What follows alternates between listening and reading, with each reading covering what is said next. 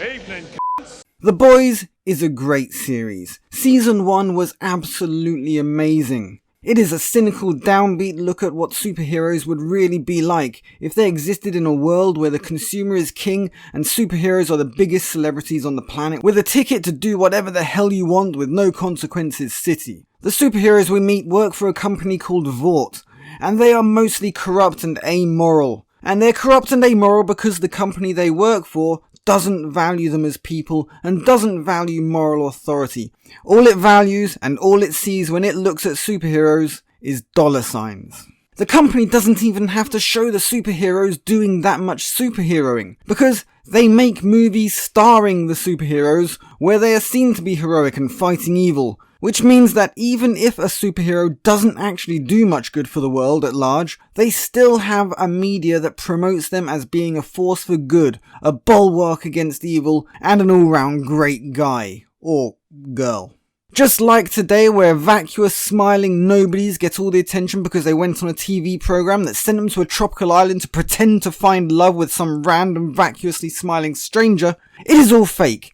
And the media is just pushing star culture because it gets clicks. The second season of The Boys was a bit of a shit show because they decided that what they needed in a time where the wokest far left was demonizing Donald Trump and bleating on about a fictional white supremacy movement spreading among the right-leaning voters was a Nazi storyline. They did this by introducing media-savvy character Stormfront, who it turns out was actually a full-blown Nazi, and not in the far-left point of view of, "Ooh, you said something I don't agree with which makes you a Nazi." Nazi? No, Stormfront was a literal Nazi, who thanks to her slow aging appears to be in her 30s, but was actually born in 1919 and used to hang out with Hitler. She is attempting to create some form of white supremacist movement, which in the unhinged mind is what Trump was doing. And by unhinged mind, I mean your average far-left nutjob.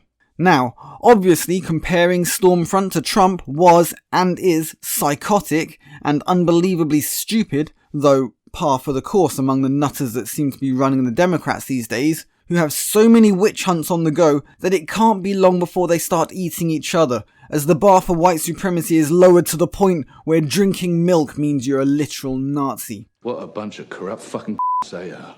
But before I get started, please consider subscribing as that would really help me out, and if you like this content, give it a like. Okay, on with the vid. After the joy that was Season 1, Season 2 was a massive letdown, so I wasn't expecting much from Season 3. What I did expect was a continuation of the politically driven nonsense agenda, and I just didn't find that prospect very interesting. But then I watched it, and you know what? I was pleasantly surprised to find that the actual story was still interesting, and still made me want to see more and find out what was going to happen. Waiting week on, week out for the next episode was a bit of a nuisance, and was driving my partner wild with impatience. The look in her eye when I told her that we would have to wait a week for the next episode would have made a Bengal tiger balk. But it was worth it in the end because the series was pretty interesting, and a lot happened, even if it didn't get the boys any closer to their goal of eliminating Homelander, and Soups in general. Whenever I say eliminating Soups, I feel like I'm talking about destroying watery food groups. Now let's talk political agenda. Politics in The Boys Season 3 was either retarded or hilarious, depending on how you look at it, because it pushed the anti-white, minorities are always being picked on and persecuted agenda all the way to 11. I'm now at the point where I am seriously considering the idea that maybe, just maybe, Kripke and the writers are actually ultra-conservatives, and are using The Boys as a way to satirize the insanity of the far left, in such a way as to make the far left believe that it is actually supporting them. But in reality it's pointing out how they take no responsibility for their actions, they blame society for all their failures, and they blame white people because white people created the society that they blame for all their failures. They probably aren't doing that, but the background politics in The Boys has reached a point at which jumping the shark is a distant, half-forgotten memory. It is an utter joke, and as long as you don't take it seriously, it is absolutely hilarious.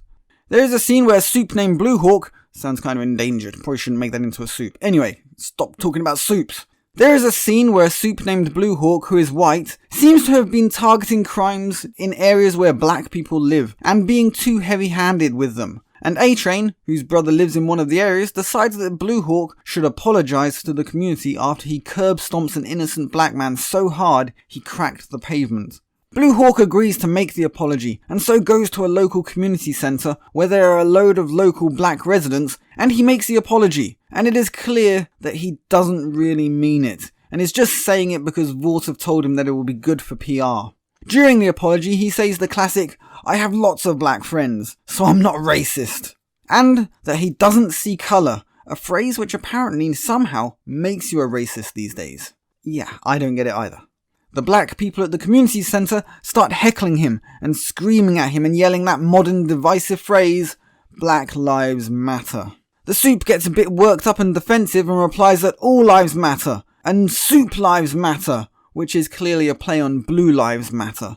Obviously, the writers are trying to ridicule these ideas, which is pathetic, though the norm for the far left crazies. A bunch of pathetic and Blue Hawk also tells them that he only targets black areas because they are disproportionately involved in murders, which is true, though not a popular thing to point out when you're dealing with people that don't like facts, because they hurt their feelings.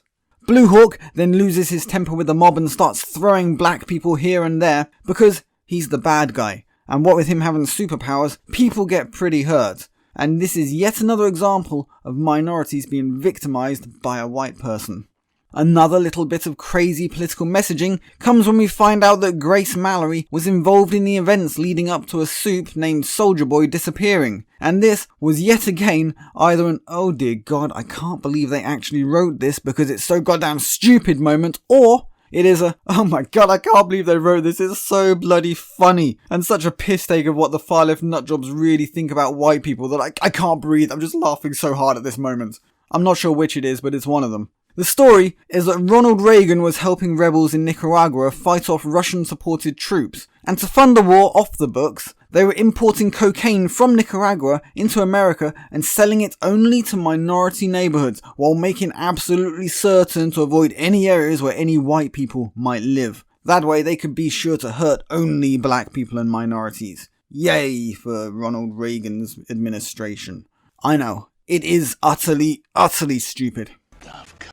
There is yet another moment where we are shown a scene from the past in which Black Noir is told that he has to wear his mask because the country won't accept a black superhero and that he won't be very popular below the Mason-Dixon line, which is obviously a jibe at so-called redneck America, which is an outdated and unnecessary insult, but which I'm sure the writers were giggling into their sleeves about when they managed to squeeze it in. There's also a scene in which Vought is trying to choose new members to join the Seven, and out of 3 options, one being basically a white guy, and the other 2 being a black woman and a Pakistani Muslim woman, the white guy ends up being chosen, because minorities are always getting shoved aside in favour of white people, especially if they're female minorities. It is just so very silly that even now, I can't help but laugh at the gall of these people to put this kind of racist propaganda into something that should just be a bit of light entertainment. just quit being a It is hard to comprehend why they think this kind of propaganda is okay. It's just madness.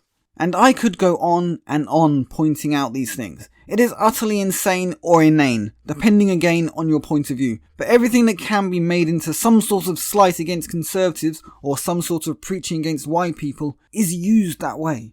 The other thing that I really didn't like in this season was the upping of the gross out factor, which is clearly intended to make you uncomfortable and pretty sickened. Whether it is a soup making himself miniature so that he can climb into some guy's penis, and then sneezes and accidentally goes back to normal size, which tears the owner of the penis apart, or a guy in a superhero costume being exploded by another soup, or a scene where a soup has a really long penis and uses it as a tentacle to answer doors and phones and things.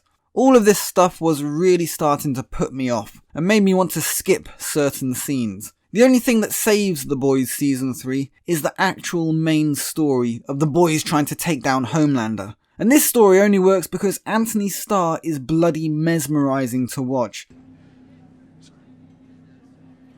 He embodies the role of Homelander so well that the fear he incites in those around him is almost palpable. He exudes menace with every smile, almost every movement. He is simply amazing to watch. What did you say to me? I'm sorry. Shit. I'm so sorry. And his opposite, in the form of Carl Urban as Billy Butcher, is also fantastic. His Cockney accent may be a bit dodgy, If there is some geezer out there with a big white beard, he's a world heavyweight cunt.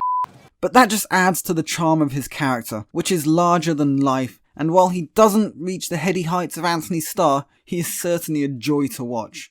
So, all in all, Season 3 is still a must-watch. It is still massively entertaining, and the story still manages to be intriguing and fun to follow. Enough so that I am still looking forward to Season 4. That said, it is getting harder and harder to ignore the ideology being inserted into the programme, though as long as you can take it as a joke, then it can be put to the back of your mind. If you can't take it as a joke, then this season will really, really piss you off, because it is really hard not to be distracted by all the political nonsense. Being a they are. This has been Movie Suck, wishing that you're all well out there, and hoping for some agenda-free programming, because it's getting ridiculous.